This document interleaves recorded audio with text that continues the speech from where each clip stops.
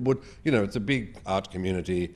The palace has always enjoyed wonderful relations with the artists and writers. This must be said of the Puri Salon in Ubud, that they are the most in touch with the creative force, the creative people in Bali, be they Western or Balinese. From the Balinese side, we had incredible dancers. The Baris Gede Jangkung from Klungkung, very rare. They had those tubs of tobacco in their mouth, this wonderful trance dance going like this in front of the grandstand of the gods, which was the day they decided to have the cremation and the cremation of the soul 10 days apart. Usually it's a year or a few months later. So we saw first the purple and the ball, and everything was very sort of screaming. And then we had the very refined ceremony, the Maligya ceremony, where you had those beautiful dances. Yes, of course. And then one thing makes me wonder, sir. There was a Karya Pelebon was held together with Baligya ceremony. What is the reason why they held together the ceremony? Sometimes it's easier just to get it over with, because it is an incredible burden on a family. Just to have any old Maligya, it's only for the royal families that you actually have this purification of the soul, and hundreds of other families have to go with. So they decided, considering the status of the prince, Chok Suyasa, much loved in the temple community of Ubud, to afford him the ultimate respect and have the Maligya, the soul purification, immediately after his cremation, which is very rare in a royal family. It's a lot of time and money.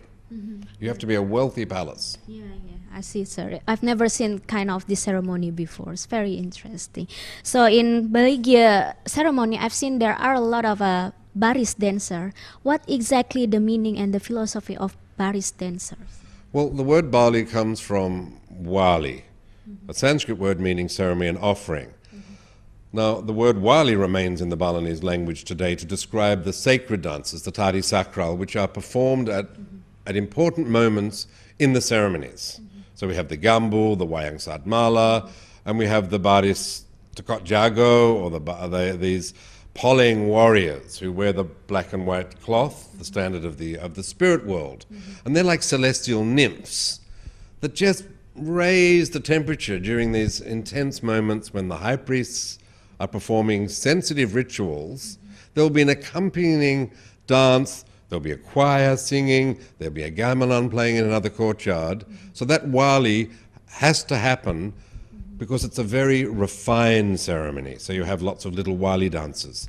That Baris warrior dance, it's almost a martial arts dance with the warriors they're spiritual warriors. They're sort of celestial nymphs doing this incredible dance. It was very, very moving to be there in that small courtyard, because at the same time they were dancing, you had the best mass dancers on the island, the Gambu from Batuan, the legendary Gambu. And it wasn't just any old Gambu. There was a photograph of them getting into their costumes, and there was one boy, a rather out of focus photo. He's the son of the famous Dalang Sija from Bona, dancing with that Gambu. So we see how the palaces have this drawing power. So when you go to these ceremonies, it's not just, wow, look at the funeral tower, but hey, what about this dance? I haven't seen it for 10 years, I haven't seen it ever. And it's being danced by the best dancers ever. So it's quite a party. It's quite sensational when you're there. Yeah.